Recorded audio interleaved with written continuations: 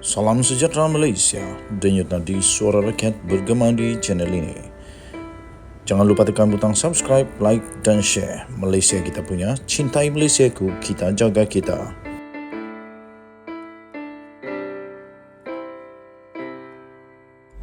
Salam sejahtera Malaysia, denyut nadi suara rakyat bergema di channel ini.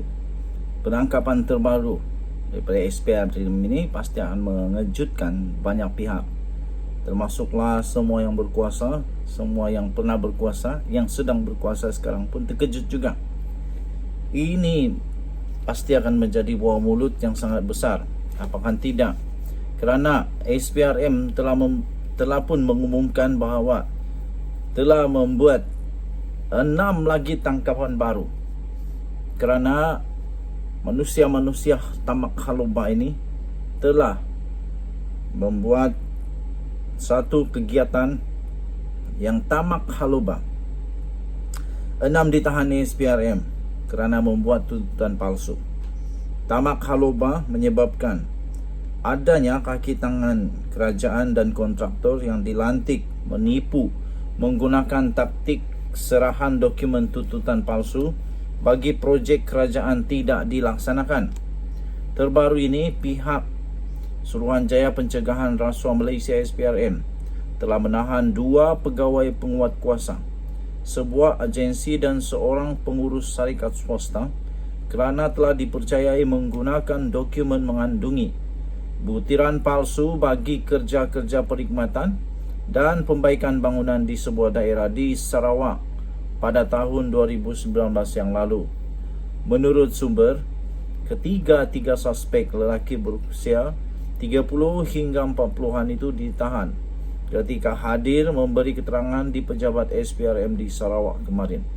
Katanya, suspek pertama yang juga seorang pengurus syarikat yang berusia kira-kira 30-an telah ditahan kira-kira jam 3.30 petang di pejabat SPRM Cawangan Sibu. Manakala suspek kedua dan ketiga yang juga pegawai penguat kuasa ditahan di pejabat SPRM Kuching, iaitu kira-kira jam 3.15 petang. Menurutnya lagi, pengurus syarikat itu dipercayai telah bersubahat dengan pegawai penguat kuasa. Pegawai penguat kuasa itu untuk mengemukakan satu dokumen mengandungi butiran matan palsu berjumlah kira-kira RM20,000, sedangkan kerja itu tidak dilaksanakan.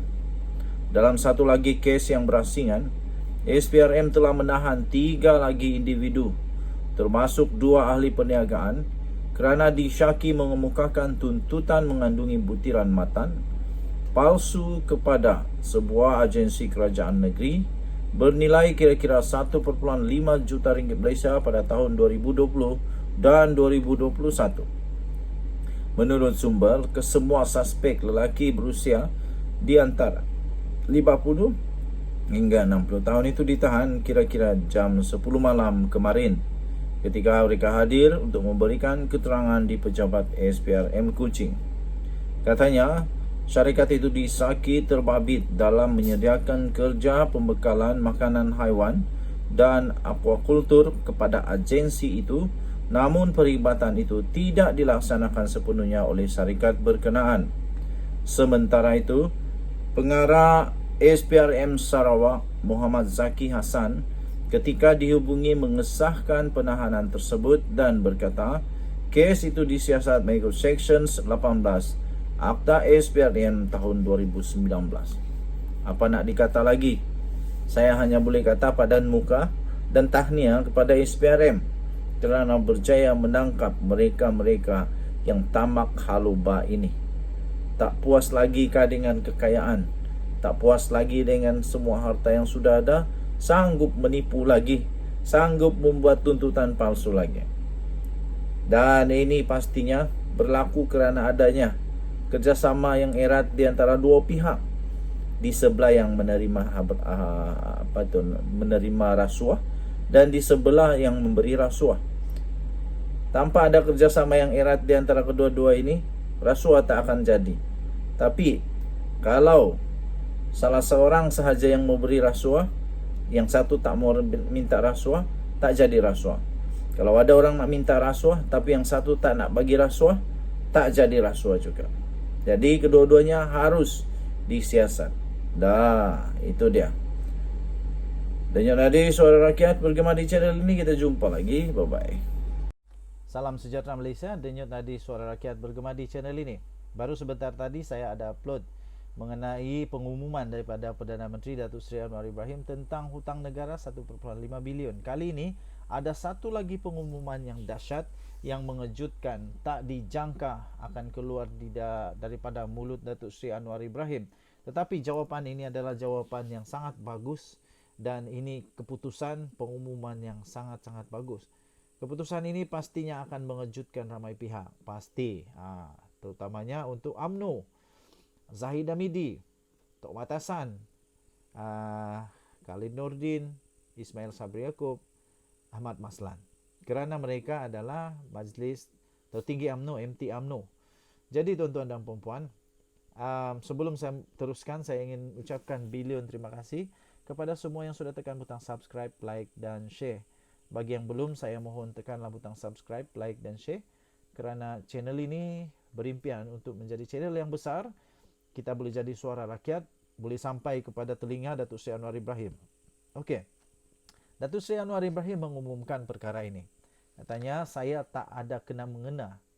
Saya tak ada kena-mengena. Sudah 30 tahun tinggalkan UMNO. Itu kata Anwar Ibrahim. Apa kes sehingga Datuk Seri Anwar Ibrahim menafikan dia ada kena-mengena, dan sampai dia menegaskan bahawa dia sudah pun keluar daripada UMNO selama 30 tahun sudah. Jadi dia kata tak ada kena-mengena dia dengan benda itu. Benda apa yang dimaksudkan ini? Baik, ini dia.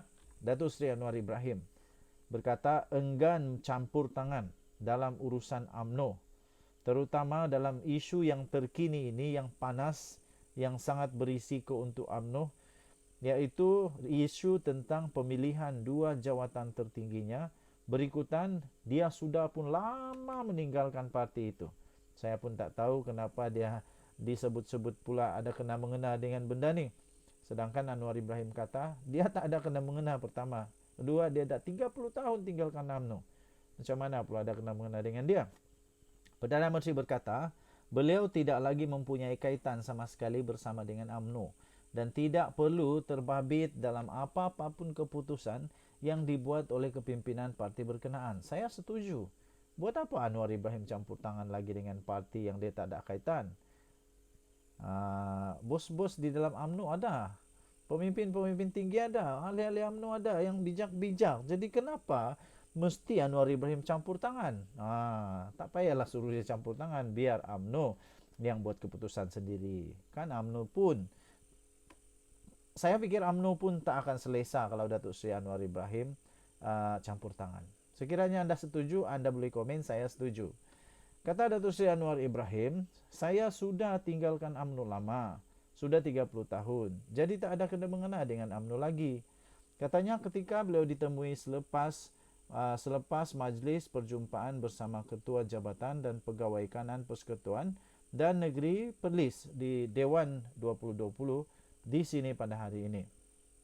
Beliau berkata demikian ketika diminta untuk mengulas mengenai keputusan Mesyuarat Agung UMNO Sabtu lalu, bahawa tiada pertandingan yang akan dibuat yang membabitkan jawatan Presiden dan timbalan Presiden parti itu.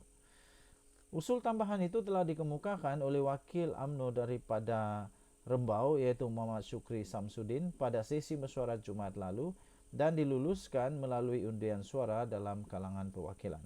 Keputusan pengundian usul itu yang dilakukan secara tertutup di Dewan Merdeka diumumkan pengerusi tetap UMNO, iaitu Tan Sri Badruddin Amiruddin, selaras pasal 30 Perlembagaan UMNO dan perkara 10 Peraturan Persidangan. Denyut Nadi Suara Rakyat bergema di channel ini. Kita jumpa lagi. Bye-bye.